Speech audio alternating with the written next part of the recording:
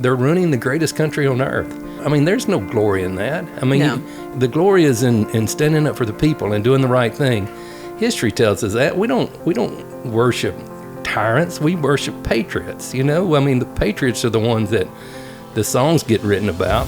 Keeping our republic is on the line, and it requires patriots with great passion, dedication, and eternal vigilance to preserve our freedoms.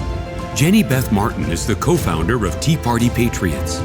She is an author, a filmmaker, and one of Time Magazine's most influential people in the world. But the title she is most proud of is mom to her boy-girl twins. She has been at the forefront, fighting to protect America's core principles for more than a decade. Welcome to the Jenny Beth Show. Thanks for joining the Jenny Beth Show. I'm Jenny Beth Martin, and today I am interviewing Louisiana State Representative Danny McCormick. We are in the office of his oil and gas company, and I am really excited to share this interview with you, to get to know Danny, for you to get to know him. He's up for re-election in 2023, and it's going to be a really good conversation. Danny, thanks so much for opening your office and having us here today. You bet. It's great for y'all to be here. We're in Oil City, Louisiana, right? Oil City, that's right. So how did it get its name? You know, the first over-the-water oil well was founded here on Kettle Lake in Oil City. And it was a very shallow oil field, so it was part of the reason we were able to win World War II was this field was found and produced and helped provide the oil that we fought won World War II with. Wow, that is so interesting. As we were driving up, I saw a lot of oil rigs, but they're smaller than some that maybe I've seen in Texas. Yeah, because they're shallow. It's very shallow wells. We're on what you call the Sabine uplift, where a lot of it comes close to the surface of the surface of the earth. Okay, very good. And you have an oil company. Yes, so let's talk a little. We're going to get into politics and your state rep work, but let's talk about that for just a minute. You bet. How did you wind up owning this company? Have you owned other companies before? Yeah, you know, I've been in this business my entire life. You know, when my dad was an electrician in the oil field, and on the weekends I'd go help him, probably 8 or 9 years old. So I was born and raised in this business. Wow, that's amazing. And now you have how many employees? I have 6 employees right now. We're just a mom and pop organization. All right. And your son and daughter work for you, like you worked for your dad. That's correct. That's right. So it's really a family legacy. You bet. You bet. That's amazing. Now, you've been an entrepreneur your whole life, right? A small business owner? Yes, ma'am. That's correct. What other kind of businesses have you owned? You know, we've grown some pine trees, some soybeans. We had a pre-owned car lot at one time, had a restaurant, and everything you can do in the shallow oil field to make a living, we've done that because we love the rural lifestyle. We love the freedom and the liberty that you're able to enjoy living that rural lifestyle. So how does living a rural lifestyle differ from the city life? Well, first of all, we don't want anybody telling us what we can or cannot do on our property. That's right. What's yours is yours, is what's mine and mine. And, you know, a man's castle is his home. And I get to decide on my 25 acres where I live when I want to cut the grass or where I want to park my car. And, you know, I just love the freedom of that. So you're a state rep. When did you first run for office? The first time I ran for office, I ran in 2019. That's when I won. I took office in 2020. Okay. And what have you experienced as state rep? Oh, my goodness. You know, one thing is they asked me what I was most surprised about, and I said, well, they're dumber than I thought they were, and that's pretty bad.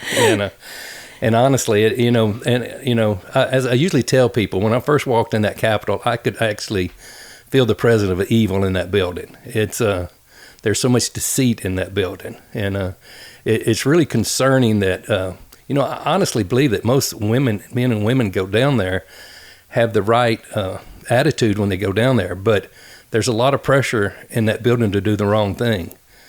And it takes a very principled person to be able to hold up to that. I mean, every bill has to be weighed against your principles. You know, when we talk about compromise, do we need to compromise? You bet. You know, are we going to cut taxes 1% or 0.9%? That's a compromise. There's certain things with our principles we don't compromise ever, not one time period. And that's what's hard for people. what are the principles that you lean on while you're in there and for your life? Well, everything that this country was founded on was liberty, freedom. Just so I think something's wrong and I don't partake in it doesn't mean I should put other people in jail for doing these type things. We have in a republic, which I always say, a constitutional republic. I'm so sick of people saying we live in a democracy because we live in a constitutional republic. Right. In a republic, the rights and the responsibility belong to the individual. And that's what we have to weigh everything against. I'll give you one example. I've been running constitutional carry bill since I've been in office for 4 years. We passed constitutional carry for retired deputies. We've passed constitutional carry for veterans. We've even passed constitutional carry for retired judges and bureaucrats. But they are scared to death for the law-abiding citizens of this state to be able to constitutional carry. They don't trust them. They don't trust them with their freedoms, and that is very, very aggravating to me. So they trust bureaucrats who worked for the government, but they don't trust the individual citizen. That's correct, and that's infuriating to me. I think that they don't understand. I think that a lot of people who ascend to office and they run for office and they wind up being elected, or they work for government, oftentimes don't understand how our founding documents were created and why our rights are protected the way they are, especially in the Bill of Rights. You bet. I mean, it is amazing how confused they are. I think people have started looking at government like they're God. And when you look at government as your God, you go to government to get all your needs. You want to be healed, you go to government. If you want to be fed, you go to government. If you need housing, you go to government. And what it does, it makes these elected officials turn into mini gods. And they start feeling that power and prestige. And I think most people get intoxicated by the power and prestige that they think that comes with elected office. They have power and prestige, and then as they don't trust the very people who gave them the position of power. And by handing out and giving so many things like you just described, they wind up stripping the individual of human dignity. There is dignity in working. You bet. You've worked since you were 9 years old. Right. When you said that, it made me think of something my mother would say at the breakfast table. There were 3 of us boys, and she'd be cooking breakfast, and she would say, "Boys," she said, "a man that says he loves his family won't go to work is a liar." That's the kind of principles I was raised with. I mean, and that's the truth. Men should be men. We've got a country where men are trying to be women, and women don't appreciate that. No. And my wife demands that I be a man, and I appreciate that out of her. I tell you a little story. I was knocking on doors the first time I ran for office, and I was coming home late every day, and I got home, after dark, an hour or so after dark every day. And I come home one day, and it was it was earlier, about 7:30, a little bit before dark, and I got out of my truck, and my wife looked at me, and she said, "What are you doing home?" I said, "Well, I've been knocking doors for months, and I was tired. I decided to knock off a little early." She said, "You're not going to win that election sitting in that house. You're going to have to knock on those doors you expect to win this election." And I said at that time, I was angry and loved her more.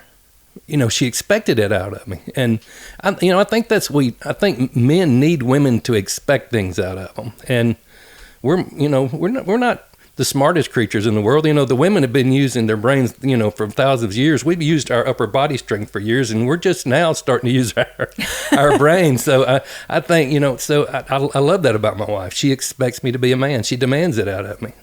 And when you say man, what do you think of? I think there's a huge difference in just being a male versus being a man. Yeah, well, being a man is being a man is doing the right things for your family, even if some man had a spouse that wasn't doing the right thing, he still has to do it because he's the leader in his family. As a Christian, I believe that, and he's got to do the right thing not that we don't make mistakes, we surely do, but you have to do the right thing all the time. I mean, before I got married, I was a wild child, I guess you could say, and after I had been married about a year, and I walked in, and me and my wife, we had our son, and I walked into his room one morning, looked down in the bed, and there he lay, and I thought, oh my goodness, I'm in charge now. I got to quit acting like this. And from that moment on, I've went long after that, I got saved and started trying to live to be a better man, try to be an example for my family. That is so important, and I think that it is lost on some people. And then I think that, as we were saying a few minutes ago, when the government provides all of these things, it makes it hard to understand that if you work hard and provide, you're going to have way more than what the government can just hand out. You always will be able to create more for yourself. It doesn't mean you won't hit hard times, but you have found a way to do that. Yeah. You've done soybeans and pine trees and a car lot and restaurants. And I mean, you've had to do a lot to be able to provide for your family. But what that has given me more than anything is freedom. And that's what I desire more than anything. As I've told people before, I've had the fire of liberty in my belly my entire life. And God put it there. I mean, it was given to me by him. I don't know that it come from anywhere else. But, the ability to be able to earn your own living and control your own destiny is freedom. They're not going to hem me up. Government's not going to hem me up. So many people gave up so many freedoms during COVID so quickly. Yes. Gosh, I was so disappointed. It was, 2 weeks after the lockdown, I was shooting a video letting people know this is how you destroy the greatest country in the world. Absolutely. I said, in 2 weeks, we knew that the elderly and those with underlying conditions needed the most protection. And the rest of us should have been able to make a choice to go to work. That was after 2 weeks. And it took years for government, but government is power, they're force, that's the only they have to take money from other people to be able to spend it. I mean, it's I forget which founding father said government at its best is a necessary evil, and at its worst it's an intolerable one. We should never look for government for to solve our problems. We should be solving our problems in our communities by voluntary exchange, by helping the elderly, by taking care of the widows and the orphans. And, that's what gives us worth in this world. That's right. And during the lockdowns, one of the things I kept reminding people is we are the most generous country on the face of the earth. If we have an elderly neighbor or someone who is sick and they can't go to the grocery store because they might get sick with this horrible disease, go take care of them. And we did. We stepped up and did that. But we didn't need the government to force us to do that. We are naturally that kind of people. And the government even tried to strip us of the ability to be generous and kind. Yeah, and how wonderful that to be able to actually help your elderly neighbor. I mean, that's just that gives me worth. I mean, that makes me feel like a man. I mean, it makes me feel like I'm a productive individual. I mean, what a joy is to do that. And our community was full of people doing that. We had a flood here in 2016, and we volunteered and had it cleaned up, and about a week later the government showed up to help, and we don't need them. We need each other. We need to rely on our neighbor. I think that's lots of the problem you see when people not getting along in this world is because if you need your neighbor, you are going to be a lot nicer to him. And if he's going to need you, you have to have that relationship. And with government, they're stepping in, taking so many of those roles out of the community, and they do a terrible job with every one of them. Absolutely. But we need each other. When I was driving in here, looking at all the oil rigs, I was thinking about the difference in this area versus in big cities and also in Washington, D.C. So when you are in the Capitol, do you see a disconnect between what you're seeing in Baton Rouge versus what you see here in your own community? I guarantee you there are major differences between Washington, D.C. and here. Right. Yeah. I haven't spent enough time in Washington, D.C., thank goodness, to know completely. I've spent a little time there. But in Baton Rouge, it's completely disconnect. I had an old Marine, he actually died the other day, but he told me, he said, he said, son, he said, if my roads get so bad, I'll buy a 4-wheel drive to get to town. Don't let them make you compromise your principles down there. So, That's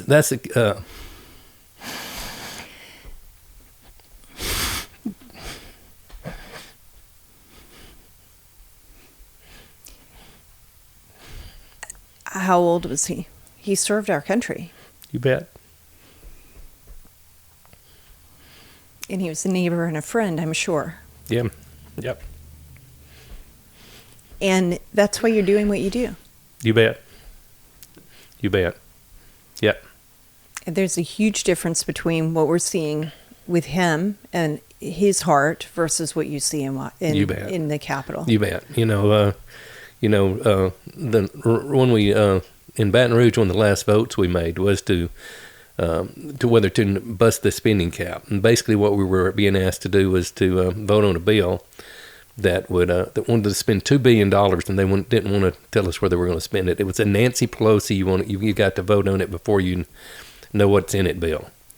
And I have mayors that are actively campaigning against me right now because I was fiscally responsible, because they were hoping if we did that they would get some crumbs thrown to them.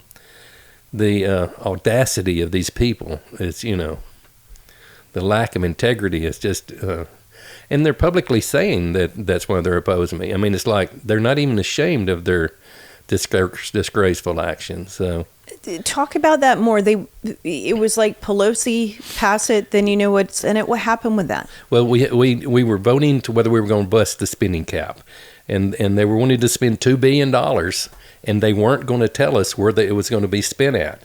We were going to have to vote to bust the spending cap, and then they were going to tell us where they were going to spend the money. The typical Nancy Pelosi, you got to vote on it before you know what's in it. There's 105 of us in the House, and there's 39 of us in the Senate. All 39 senators voted to bust the spending cap, and only 19 out of the 105 voted not to bust the spending cap. This is like, you got to be, I mean, it's like they're smoking crack down there. I mean, and this is what's so deceptive about it. A lot of the people that voted with them have come back and publicly said, I'm ashamed of my vote. But, and I can respect that. But I mean, it was an easy vote. I mean, it was the Nancy Pelosi. You got to vote on it before we know what's in it. Spending bill, and they voted to do that. So let me guess. Did they wait until almost the last minute, the last day of session? So you had some tight deadline to force you to need to vote yes. Well, that was the final spending bill was like seconds, before the session was over with, and. Of course, I was standing up screaming, this is unconstitutional and all this. And somebody asked me later, was it unconstitutional? And I said, heck, I don't know. It ought to be, though. I mean, it's just unbelievable. And but what we did, I think it's important to know why that 19 was so important. They are attacking us in these elections. They're attacking us every way. This system cannot stand if good men and women stand up and speak and do the right thing. You know what the senators are saying in their interviews? We all 39 agreed it was a good thing to do. Well, okay, well but 19 of us in the House stood up, and we shined a spotlight. It's like opening a room with the lights are off and flipping the switches up, and the roaches run everywhere. Yeah. We shine that sunlight that we shine into that room where those roaches are making them run. And I'm enjoying every minute of it, to be totally honest with you. Somebody said, was that a hard vote? And I said, no, it was the easiest vote I ever took. I mean, my people would die if I didn't vote against that. They expect more out of me than that. So, and where is the $2 billion coming from? Is it tax revenue? Do you borrow money? You can't print money like Washington, D.C. Most of it was money we had left over from the money that was sent to us from Washington, D.C. And also what we're projecting, too, 3 years down the road, to have a $700 million deficit. We could have saved it for a rainy day. We could have paid off debt. There were so many responsible things we could have done with it. I think one college got band uniforms out of there, and somebody said it was at a cost of $3,000 per uniform. I mean, it's just ridiculous. It's don't they sell, if they have a band, aren't they selling football tickets? And maybe they wanted to spend that money on something else. It's all about the pork. Right. That's what it's about. I mean, that's how Louisiana stayed last on every good list and top of every bad list is this Huey P. Long 100 years worth of irresponsible spending. Talk about that a little bit. Huey P. Long's motto was this: you bring all the money to Baton Rouge, and then you send your state reps down here, and they have to trade every principle they ever had to get a little bit of the money back home. And that's what we've been doing for 100 years. And when the 19 of us voted against busting the spending cap, we stood up against that. And people are squirming. I mean, there are people, they're having pressure put on them because of that, because we did the right thing. And we are being targeted for that. The governor went in Louisiana, the governor has line-item veto. All the 19 of us, he went into the budget and line-item veto every project in our district. They tried to punish us. But like the old Marine said, not here. That's right. That's right. They do that oftentimes. I see this in Washington, D.C. You see it in other parts of the country. They try to reward people for voting the way that the establishment or the leadership wants them to vote by giving projects to their area. And then they punish you by taking that money away.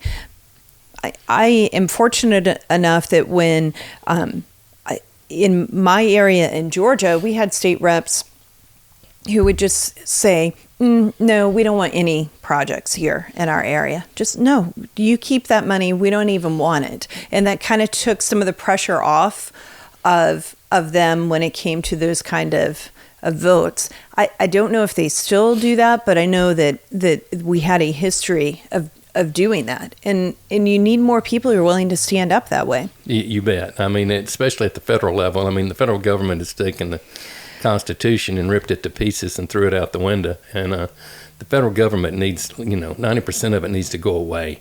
We need 50 experiments in 50 different states, and let the ones that do the right thing be rewarded and the ones that do the wrong thing be punished. And I'm looking forward to this, having a conservative Republican governor in Louisiana. So hopefully we can start reversing 100 years of Huey P. Long bad politics.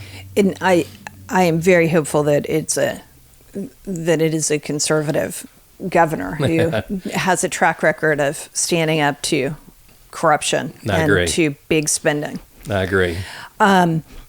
Now, when we think of here versus Washington, D.C., I just can't think of very many places in the country that more starkly show the opposite of what Washington, D.C. is like.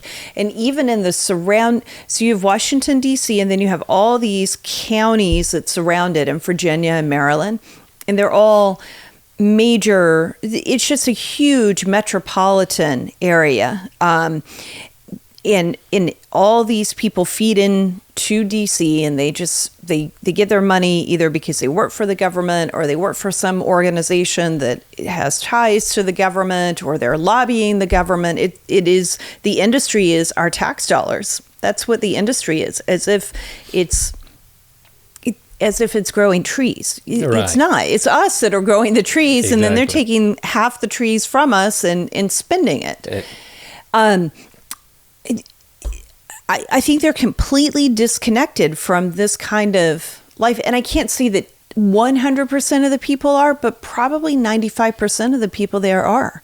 I can't imagine that they would know what it's like to live here in this kind of rural area and to provide for the community and to create jobs for the community. It's really sad that they're that way. It's sad that it's like they're addicted to a drug that's wrong. They're serving a false god. I mean, it's so sad. I mean, you can look at them getting mad, but they're just poor things. I mean, what a useless life they must live, being non-productive. I mean, only the way they get something is they take it from someone else. They use the force of law and the point of gun to take it from somebody else, or they print money. I mean, they're ruining the greatest country on earth. I mean, boy, I can, in another 100 years ago, my grandfather works in Washington, D.C., and he made this country corrupt, and there's no glory in that. I mean, no. The glory is in standing up for the people and doing the right thing. History tells us that we don't worship tyrants. We worship patriots. The patriots are the ones that the songs get written about, not the tyrants. do the right thing. It's doing the right thing that hard. It's and I guess there's another way of looking at it too. I mean, another way of looking at it too is, what an opportunity I have to be a part of history. The World War II heroes wouldn't have been heroes without World War II. I mean, it was a horrible thing that happened, but as my daddy said, the cream always comes to the top. So I get to prove if I'm willing to stand up. That's kind of an honorable thing to do. And I think that COVID and the lockdowns have just created, have shined that light that you were just talking about in a dark room full of cockroaches. You can see the people who are willing to respect individual freedom and personal decision making and the doctor-patient relationship and personal autonomy over your body versus the people who are in Washington who want to make all the decisions for you, and the people who don't even understand the consequences if a business shuts down. They still have bills going out. If they shut down, the bills are still coming in. You have to pay that money, but you might not have income coming in. And they just sit there and they keep our tax dollars keep feeding them. And if we don't have enough tax dollars, they just print more money, which drives the cost of everything for all of us up. During that period of time, through a series of events through my life, I feel like God led me to run for this office. And, I didn't know specifically what my intentions were. And then after I got elected and COVID come along, the shutdowns come, I said, this is what I'm here for. Yeah. And from day one, I fought for the ability to, like you just said, if you want to wear a mask, I support that. If you don't want to wear a mask, I support that. If you want to get the vaccine, go for it. I'm not going to get it. So, but we have those rights to choose, and the government's not going to take those rights away from me. The best example of that I got of that in I believe it was October of 2020, when Trump was still president. We thought he was going to be our next president. I ran a bill in Baton Rouge saying that you couldn't make the COVID-19 vaccine mandatory. We took it into Health and Welfare, and they said, this is the craziest thing I've ever heard of. This is the solution looking for a problem. There's no way they'll ever make the COVID-19 vaccine mandatory. And in the closing arguments, I said, they will make it mandatory. I said, I was wrong about one thing. I said, there's hundreds of millions of dollars at stake, maybe billions. I should have said tens of billions. Right. I said, they will make it mandatory. I said, we just look back in history. These people are going to make this mandatory because they're going to make a lot of money off of it. And it got voted down tremendously. And two of the people that voted against my bill have been vaccine injured since then. And, that's how you got a small committee. The odds of two people being vaccine injured on that committee is, slim, you would think. But well, that's what happens when you don't do midterm and long-term testing of drugs. You only know with time what a drug is going to do to a person. And we didn't have that time. And I know in Louisiana, the drug that had been approved was not the vaccine they were giving everybody. Now how deceitful is that? We're going to approve this vaccine, and the governor the whole time telling everybody, yeah, it is. And well, no, it's not. And you go through this, yeah, it is. It's just it's truly sad. I mean, it's sad. I mean, it's so cowardly. And I would tell you in Baton Rouge, we have more women that are standing up than men. And, and I'm proud of that. I'm proud we have them, but I'm so ashamed of the men in this state, in this country. I mean, man up, be a man. Right. And what kind of things are the women standing up for? The women probably by a higher percentage voted not to bust the spending cap. They were the first one signing the petition. I mean, they were the one promoting health freedom. I mean, they were the one taking the lead because men were too cowardly to stand up. And I would have to probably say white men seem to be the most cowardly. I don't know why. I don't know why they are being such cowards, but in the Bible it says men, no matter what color you are supposed to stand up. And I don't know. It's just, it's sad. It's sad to see that men aren't being men anymore. Yeah, It is sad. It's very sad to see that. And then it's even more sad to see that our government, largely, broadly speaking, and then also in specific instances, is saying it's okay if a man wants to be a woman or a woman wants to be a man. It can't happen. A man is a man and a woman is a woman. A girl is a girl, a boy is a boy. And yet they're deceiving people into thinking that this is okay. And then they wind up with harms to their bodies, sort of like the vaccine injured, because they buy into the lie. Exactly. We passed a bill in Louisiana this year, thankfully, that if you're under 18 years of age, you can't be given puberty blockers or have sex changes if you're under 18. And the governor vetoed it, but we were able to override the veto. So we have made a little bit of progress in that realm of standing up and saying, if you're a minor, we don't want you destroying your life. When you're a teenager, your mind's confused anyhow. Right. And if you got somebody say, we're going, you're not really a boy, you're a girl, that's the problem. Well, at that point in our life, we're very vulnerable, and we need to protect those young people from that. And you overturned the veto. That's correct. Do you have a supermajority with Republicans in your legislature, or did Democrats also vote for that? I think we did have some Democrats that voted with us when they seen where it was going to go. I would have to say our governor, to a large extent, kind of panders to the national Democrats, but I would say most of the Democrats and a larger percentage than most people would think are with a Republican governor are going to vote with the Republicans on those issues more than you think. I think I'm going to see Democrats, like for instance in Louisiana, I had 4 Democrats vote for my constitutional carry bill. I mean, it's not we even the Democrats in this state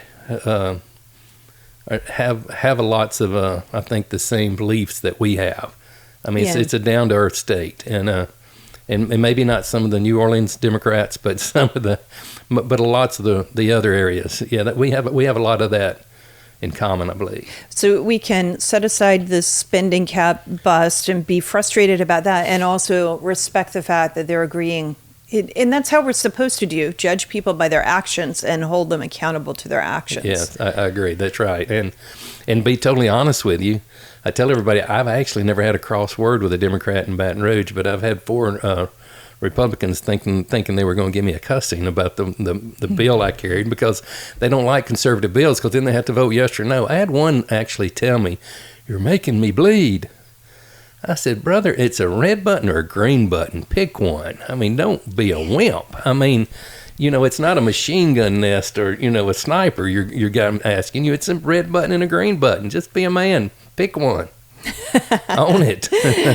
You are affectionately called the man with a backbone. Right. Why is that? It sounds like those guys don't have backbones for sure. Well, and I agree. And I think the public gave me that, but just because I'm willing to stand up and give the power back to the people. Just tell it like it is. I mean, knocking on doors during this campaign has been so rewarding, from just ordinary working people saying thank you for representing us.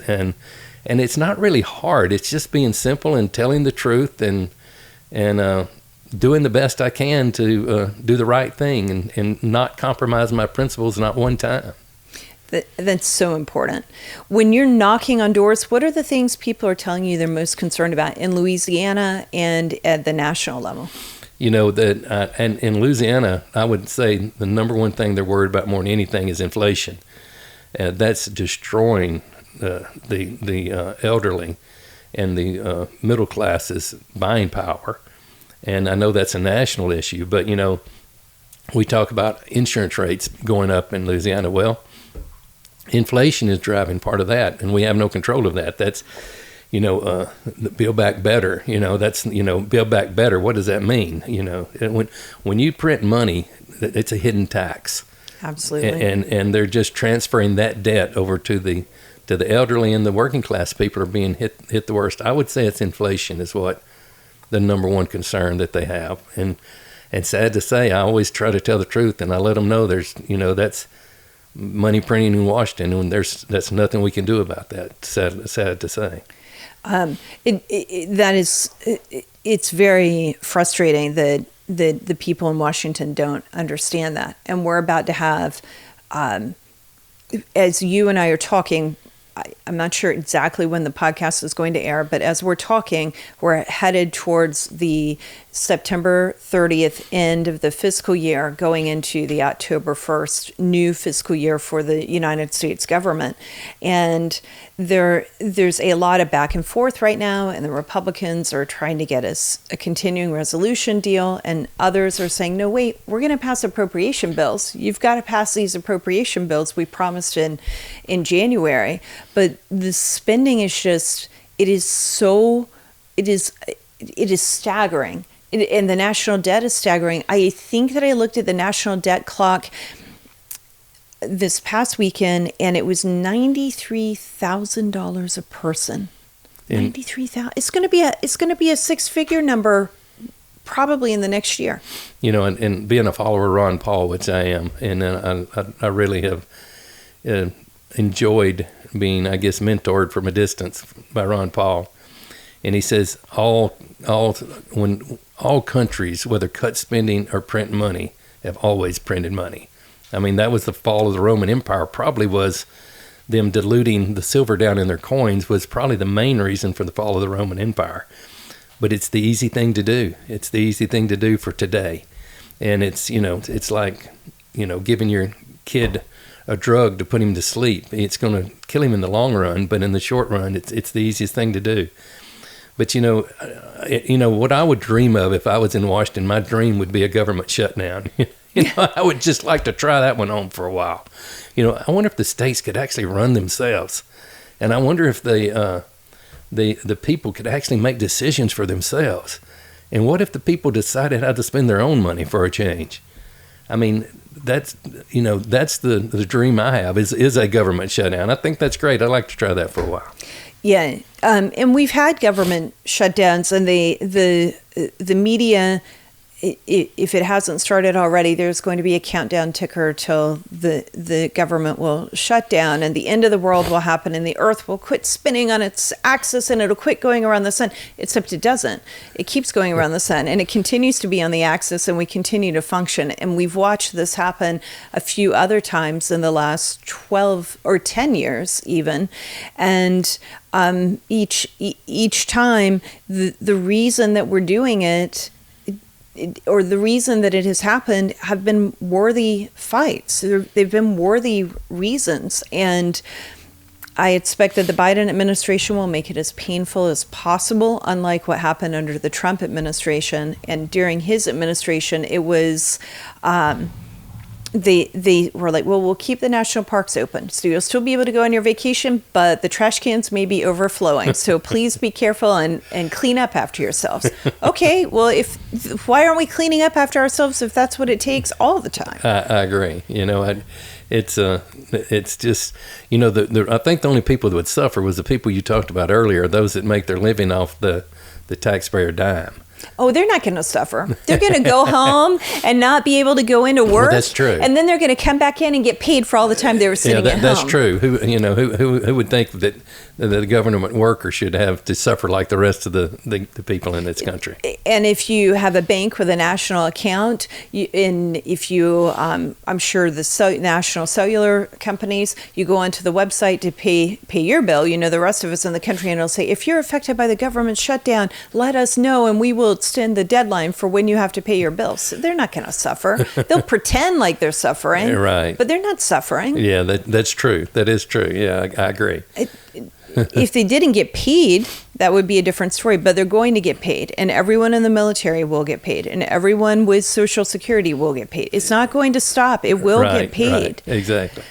One thing in that continuing resolution deal that they talked about last week, and we'll see where it ultimately ends up, in addition to working to secure the border, they also were looking at an 8% cut in government spending. And none of us have ever seen that in our lifetimes. That would be quite historic. That would be historic. I don't know that cut was tied to the de-weaponization of the Department of Justice that right. I want to see happen, but it's hard to argue that would not be a significant cut. Exactly. And is that a cut, or is that just a cut and growth? That's all. That's what they like to claim, that if you're not increasing spending, that you're actually cutting. I think that this would have been a real cut because they're rolling back some of the COVID levels. So they were higher and they're going back to a little bit lower numbers. Right. And I believe that was agreed to even in the debt deal. Right.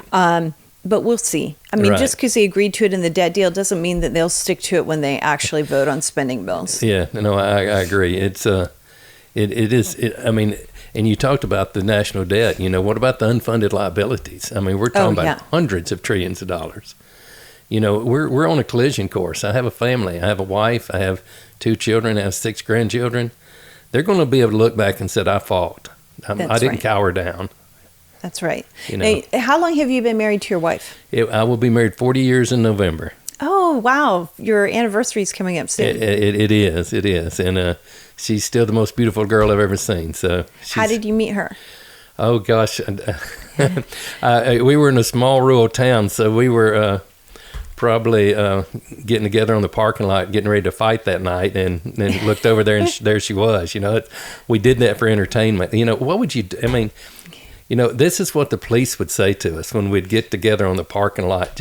And it was 2 people that are willing to do it. It wasn't like one was picking on the other. They'd said, if y'all going to fight, get out of town. They didn't care if we fought. They just didn't want us in town. But yeah, it was probably on the parking lot one night in town when we were, I told you we were acting, we were young and acting crazy. I seen her, looked over there, and there she was smiling, big old cheeks, and I've been a sucker for her ever since. Oh, well, that's great. That's great.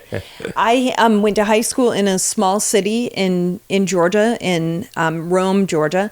And what people would do on the weekends, on Friday and Saturday nights, is they would go to the mall and they would just drive around the mall in circles around the mall, around and around and around. Basically, that's what we done. We didn't have a mall. It was too small a town for a mall. We went to the grocery store, one in town, to the Walmart parking lot on the other end of town. So, yeah, that's what we did. That was our entertainment. Yeah. Now, what's very weird is my kids are now in college. Right. And during the lockdowns, the school closed in March, and it was one of the first school systems in the entire country to reopen. They opened in the first Monday of August. I don't remember the first day or the first Monday of August. So either the first or the first Monday. Whichever was first. And over that summer and the late spring and the summer, the kids would just go to the high school parking lot and sit in the high school parking lot, which is so weird because normally you want to get as far away from school as you possibly can, right. But they were all going to the high school parking lot to congregate and hang out with one another. I will tell you something that knocking on doors that concerns me. You know what I almost never see knocking on doors? What? Kids outside playing. They spend too much time looking at these. That's exactly right. Yeah. If you'll, we spend a lot of our time with our kids on 4-wheelers and hunting and fishing and doing things outside, and it's so rewarding, and I think that's it. We need to do that more. What we call them when we were young, they called us, I guess they'd call us now free range kids, Right. Mom had said, be home before the night light comes on. And we were able to go, into the woods. And now you can send them into the woods, and with a cell phone, they could call you if they have problems. We just went into the woods, Right. Tell us where you're going. So if you don't come home, we'll go looking for you. So, but yeah, the kids spend way too much time communicating electronically. You lose lots of that personal experience if you're not verbally communicating and face-to-face, looking people in the eye and learning how to get along with people, learning how to work together in different situations. So that's a concern of mine, is how little time children spend communicating face-to-face, learning how to play with each other. They've even almost done one of the bills we passed, I believe it was this last year, was making them have at least 15 minutes of recess during a school day. I mean, especially young boys with their tendency to be more hyperactive need to be able to run and burn off that energy during the school day. Well, and it's still an important part of development, and it's an important part of human interaction. You have to know how to get along with people in the playground because you're going to have to get along with people later in life. That's right. And I think that the lockdowns make it much more difficult to see. You can't be on your screen because during the lockdowns, the government and schools and everybody else were saying, well, just get on Zoom, just get on your computer and you can do classes from there. If that's all it took, we don't even need schools. We might not actually need them based on what a lot of what's being taught in them. But obviously, as the society over the years, we have thought schools are very important. And yet, we're just going, oh, that's unimportant. Just do it all on your computer. And you can't. You just can't learn everything that way. We're going to be in a sad state of affairs when we learn as human beings, when we're not learning how to get along with each other and work through our problems. And that's a learning process. Right. You don't want to be the bully, and you don't want to be the bullied. You got to learn how to stand up for yourself, and that's something that you have to work through. It's a process, and you learn that at a young age. Right. Okay, now let's shift gears just a little bit. Am I right? You're part of the House Freedom Caucus in Louisiana? I am. Yes, ma'am. That's correct. Like in Washington, D.C., you don't publish a list of who's part of it, but you're not afraid to let people know you're part of it. No, not me. I'm going to yell it from the rooftop. It's. I wanted to announce I was part of the Freedom Caucus before we even became a Freedom Caucus. So but yes. And then what do you? So you were there beginning in 2020. When was the House Freedom Caucus started in Louisiana? This last year, I believe, was the first year we had a Freedom Caucus. The year before that, I got a call from the Freedom Caucus in Washington, and they said they'd gotten my name, said, we'd like to start a Freedom Caucus in Louisiana. Would you be interested in being part of it? And I said, yes, I sure would. I think that's great. Especially when they stood up to the speaker, that was really, right. In Washington, that was really encouraging. I said, golly, maybe there's people in Washington that are actually standing. I didn't realize they existed, that people standing up against that, but they are. And I said, what's the first thing we need to do? And they said, need to find a state director. I said, well, okay, I'll try to find some people to send you some resumes. And we looked and we looked and we looked and we looked, and I was just saying, we couldn't, just weren't working out. And I said, God, you're going to have to figure out, I can't find anybody. And then they called and said, we think that Connie Hare, which is Louis Gohmert's chief of staff, which is from Baton Rouge, may be interested in coming back to Baton Rouge and being the state representative there for the Freedom Caucus. And she did. And I'm going to tell you that we were just, that's, God just takes care of you. That was a blessing. Connie, I've known Connie, I think, for a decade now, and she's an amazing hard worker. She will stand with you as an elected official when you are five. I spent so much time with Connie and Louis in his office during those tough votes, and he would have his Dr. Pepper, his whole refrigerator full of his Dr. Peppers, and I learned so much about the process. I know so much because I was learning from Louis and Steve King and Michelle Bachmann, but Connie just was right there, and she's stalwart. She's amazing. We've been blessed, mm-hmm. And since we've been blessed as a Freedom Caucus in Louisiana, we need to be productive. We've got the leadership we need, and we need to stand up and be productive. And I think we are. We're being the first year. We're just getting our feet wet, and I'm excited about the Freedom Caucus and what it has in store for Louisiana, and a beacon of conservative principles. I'm excited about that. That's really good. And have you seen a difference? I mean, you had the 19 who stood against the spending cap, busting the spending caps. Have you seen other differences having it in place this year versus the other years since you began in 2020? Yes, the biggest difference is we had a governor, the Democratic governor, that was pushing back against everything conservative. And we had a leadership in the House and Senate that was pushing back against everything conservative, even though they were Republicans, because they wanted to make this governor happy so they could get their pork. And the freedom and the conservative people really didn't have a group. Now we have a group. We have a support group, and And now we have a place to go and sit down and strategize and talk and think and work through these problems and decide beforehand how we're going to vote. And yeah, it's been great. It's been really, really good. That is so, I think it's so important, and having that network and strategizing, and also it probably gives you time to help make sure you're reading the bills and you understand what's in the bills, and maybe one person is catching something that you didn't catch, or the other way around. And that's true. And everybody's kind of got their specialty, and you got to lean on the person with their specialty. And somebody in the group would be a little bit stronger in education. Me, I may know more about the oil and gas industry. Then you have the lawyers that tell you what the bill actually says. That's right. So that it is really important. And then your messaging. How do you want to go around and messages to the other people in the house and have an influence on them? That is so very important. As you're looking around the state, so your elections are coming up. That's correct. October the 14th. October the 14th.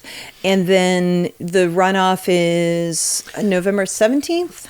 I don't know the 19th? Exact date. There's only me and one other competitor. So ours will be, we have jungle primaries in Louisiana. Right. So mine will be in October the 14th. That's good. Yes. And then have you met other candidates who are running who might want to join the Freedom Caucus? Yeah, actually, too. I actually work with Young Americans for Liberty. In 2021, I was their Statesman of the Year, and we've spent... Congratulations. Well, thank you. I appreciate that. We've put on candidate academies where we've went out and helped try to recruit different candidates to run, and so yes, I'm very excited about that. The problem is mostly that the true Liberty candidates are the one with the least financial backing, and that's what's tough.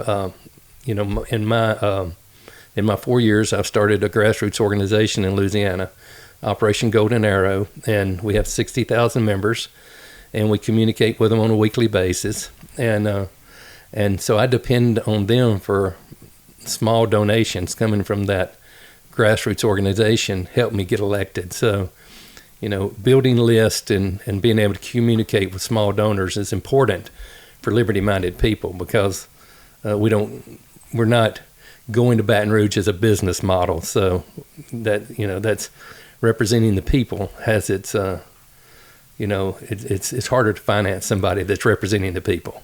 It's true, because they're not looking to help make corporations or special interests wealthy. They're just trying to make sure people are free and exactly and live with liberty. That's right. Liberty. What is Operation Golden Arrow exactly? It's just a grassroots organization that I started during the lockdowns. We started off by having protest rallies in front of the governor's mansion. The governor actually they actually outlawed dancing. So we had a rally in front of the governor's mansion, and I danced. So it's kind of like Footloose. That's it. Yeah, that's it. I think that was actually the song they played. Good. I love that. And I don't dance near as good as I used to, or if I ever did dance good, but it was enjoyable. Making fun of these tyrants is the most. They're so petty and small, and their little brains just work so. Think they're so important, and when you make fun of them, they just their heads explode because they think they're the most important people in the world, and they're not. Not at all. They're not. And I bet that you were dancing out there and there was no major COVID outbreak. No, can you believe that? Yes, I can't believe that there was none. The governor probably could not have, but I can believe it. That's right. And you meet with them weekly, or you give them updates weekly? We send out email updates weekly. Okay. Yes. That is great. Yeah, it's a way we try to keep them, informed. When we're in Baton Rouge, constitutional carry, it's been a big issue for, right. Louisiana. Louisiana is probably the most. I think I've been told this, and based on my experience, maybe the most pro-life state in the nation. I would say it's probably the most Second Amendment friendly nation. State in the nation, if not the top. It's in the top, whatever it right. is. The people in Louisiana are not that wealthy, but they love their freedom, and they are willing to go to bat for it. And they just need the leaders to lead them. That's it. That's right. Well, so the election is coming up, and then what are you telling people why they should vote for you? Well, I actually have a list I give them of the things we've accomplished, and mostly what I try to do is just represent the people, give them the freedom back. I would love to do away with the state income tax. I mean, that is such a burden on the people. There's some simple ways of doing that. You can just freeze state spending, just don't increase the budget any, and let it not take a natural course of decreasing spending, and start giving the people their money back through lowering and eventually eliminating the income tax. That would take not busting the spending caps. That would. That's right. We'd have to be responsible for the money we had. That's exactly right. They had that's an important point you make. We had $2 billion extra dollars. You know how much we gave back to the taxpayers of Louisiana? I bet zero. Zero. Them poor little, the way they look at it, they don't know. They wouldn't do the right thing with their money if we gave it to them. With their money. Exactly. It's very It is very aggravating. You sometimes you have to laugh to keep from, throwing a chair through the window. But yeah, I mean, it's really, and the thing about it is, they're not good people with different ideas. They're evil people that want to take something away from somebody that worked for it with using the force of law and the point of gun. That's not good people. Good people don't do that. And they may be confused because that's what they've ever known. Maybe some of them are confused, but that's not good people. No, it's coercion. That's exactly right. Okay, so you tell people that you want a state income tax. You show a list of accomplishments. And what else? You want to get rid of the state income tax. And what else are you letting them know? Why should they vote for you? Of course, my constitutional carry bill is when the first time I ran for office, when I knocked on doors, my number one asked question is, will you carry a constitutional carry bill? I mean, like I said, the people want to be left alone. Right. So, what do I need to do? I need to leave them alone. I need to take their regulations off of them. I need to take regulations off business.